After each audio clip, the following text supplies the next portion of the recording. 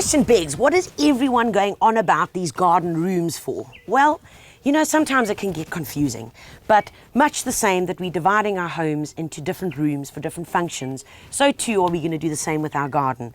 A good garden will have many of these elements within it. So just think about it. In your garden, you're going to have the lawn area, a recreational space where you can just sit and chill. That would be one garden room. Your veggie garden would be considered as another garden room. Of course, maybe a braai or a boma area is a further garden room. So whilst you're sitting there and watching me, think about your garden. Scan it. Think about what you have. And how could you divide it into different rooms? Because the key element to a great garden is by having as many of these rooms as possible.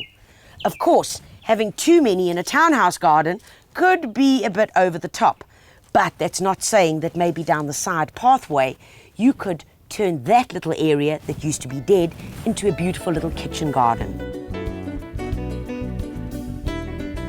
Well, you might be thinking, well, Tanya, this is great, but you know, my garden is only this big. How on earth am I going to create garden rooms where you can still see everything?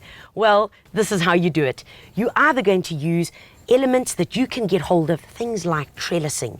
You can put that in and immediately you've got the effect of a garden room. By planting living walls, hedges are most fantastic, and I would encourage you to look at using those. Of course, on trellising you can plant and grow beautiful plants as well, which really makes it that much more worthwhile. So don't be stressed out if you have got a small garden and you're not too sure, how on earth am I going to fit this in? There always is a way, and of course, if all else fails, you could even build yourself some beautiful dry rock walling, which will do the trick just perfectly.